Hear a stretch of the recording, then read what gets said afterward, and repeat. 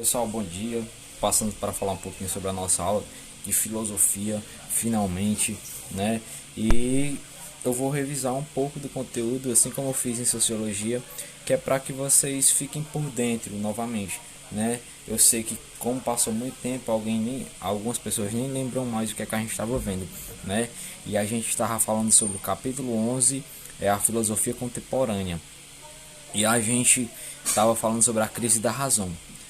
Resumindo, de grosso modo, a crise da razão é um período ali pós-revolução industrial, lá no século XVIII, mais precisamente depois de 1750, onde vai criticar basicamente o movimento iluminista, né? E esse movimento iluminista, ele surgiu justamente como um contraponto à Idade Média, tá? Quem já estudou sobre a Idade Média sabe que a Idade Média ela era conhecida como a Idade das Trevas, e muito por conta do poder centralizado na Igreja e no Estado, principalmente no rei. E esse poder centralizado ele era muito limitador, pois tinha censura, né? Você não era livre para escrever um livro que fosse contra as crenças da igreja. Se você fizesse, você era perseguido, né? Você não poderia fazer uma música, uma peça de teatro que fosse contra os princípios da igreja ou contra o rei. Manifestação, nem pensar. Então era um regime totalmente autoritário, absolutista, onde o rei era a figura principal do Estado e o Papa era a figura principal representante do cristianismo e da igreja, certo? Então o poder era centralizado nessas duas instituições. O movimento iluminista ele é uma corrente intelectual que vai surgir justamente para se contrapor a esse pensamento da Idade Média, trazendo ideias de liberdade, de igualdade, de fraternidade, de direito, de você poder fazer o que quiser, de ir e vir, certo? Sem ser censurado, sem ser impedido, valorizando, né, principalmente a razão. E essa crise da razão vai levar em conta justamente esse supervalorização da razão, né, que o iluminismo trouxe. Como assim, professor? Não entendi. Nem um ser humano, nenhum ser humano consegue separar a razão da vontade, do desejo, daquele ímpeto que te move, daquela vontade que te move. A gente até pode separar, mas em uma determinada situação ou outra, uma vai ganhar mais força. Então a gente está sempre em um constante conflito. Como assim, professor? Imagine você com seu crush. Ali deu 15 pés na bunda, 15 pés na bunda. E você, não, agora vai dar certo, agora ela vai mudar. Vai ser uma pessoa mulher. Pessoa mulher, oh meu Deus, pessoa melhor. E você vai e volta. E vai e leva o 16º pé na bunda. Você agiu com a razão ou com o coração, como dizem, ou com a vontade, ou com o desejo? Obviamente com desejo. Então, obviamente, em determinadas situações, a razão vai se sobressair à vontade, mas em outras situações a vontade vai se sobressair à razão. Com certeza você já fez algo parecido com o que eu disse, ou então fez algo que depois ficou assim, ah meu Deus, por que eu fiz isso? Aquilo ali é a razãozinha batendo, né? A crise racional batendo. Eu não podia ter feito isso, oh meu Deus, por que eu fiz? Mas na hora tava bom, na hora deu vontade, né? Então, nenhum ser humano ele é totalmente racional ou é totalmente movido pelas emoções, pela vontade, tá certo? E a crise da razão vai criticar justamente o movimento iluminista, porque ele traz essa supervalorização da razão. Separei um trecho de uma música aqui bem rápido, que é para que vocês entendam, né? E servir de introdução pro autor que eu vou já falar aqui.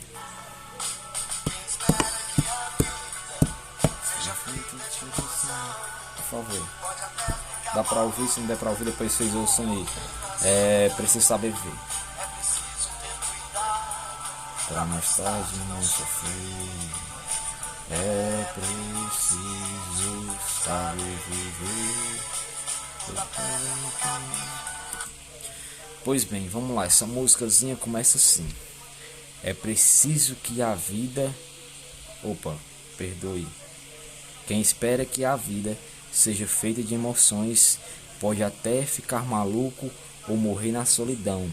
É preciso ter cuidado para mais tarde não sofrer.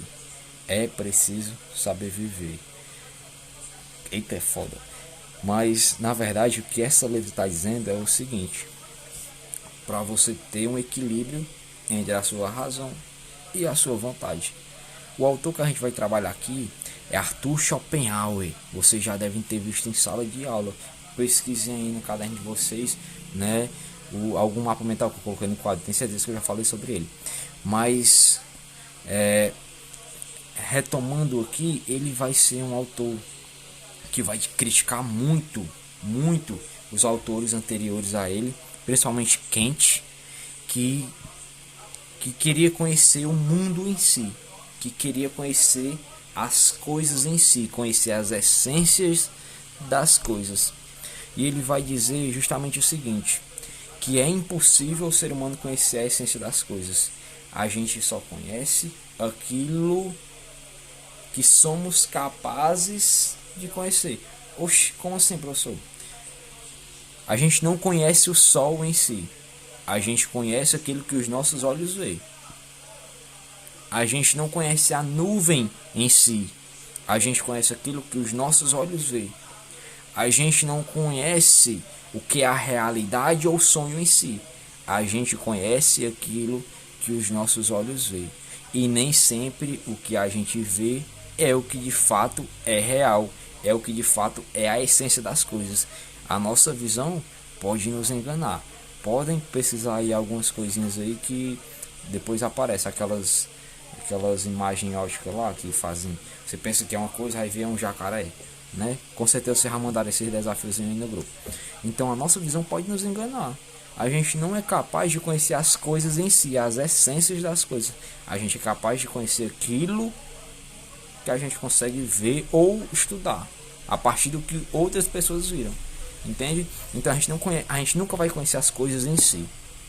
Essa é a primeira crítica de Arthur Schopenhauer. A outra crítica é que ele vai dizer que o motor do mundo, o que move o mundo é a vontade. É a vontade.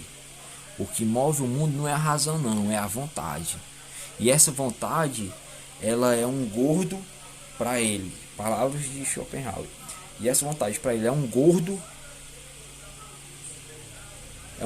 cego carregando um aleijado. Como assim, professor? Um gordo cego carregando um aleijado?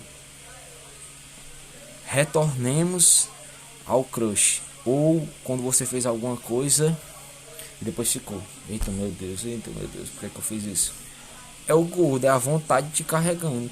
A vontade é cega. A vontade não pensa. E não pensar é como se ela fosse cega, entende? Muitas vezes você faz uma coisa que não deveria ter feito, mas fez porque deu vontade. Então a vontade é cega. E o aleijado que ela carrega é você. É eu. Somos nós. Certo?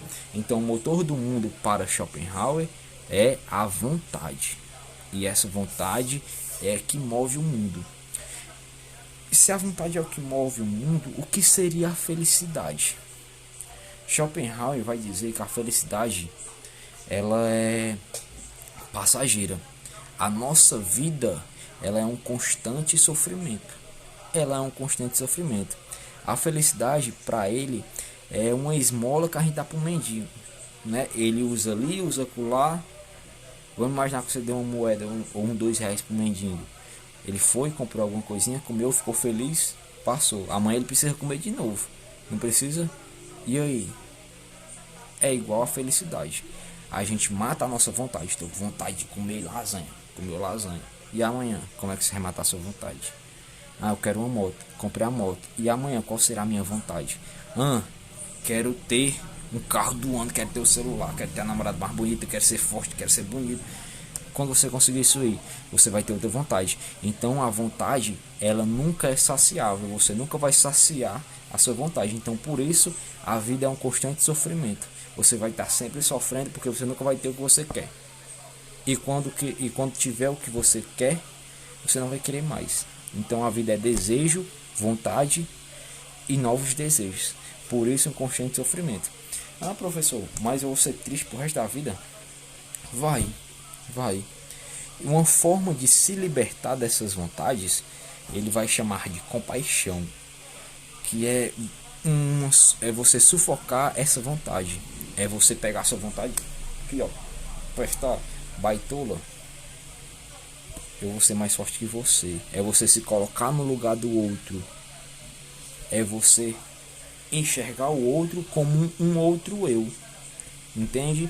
Então, a forma de superar a vontade, a tristeza que faz parte da nossa vida, porque a nossa vida é triste, porque ela é um constante desejo, é a compaixão, é se colocar no lugar do outro, é se enxergar como um outro eu, certo?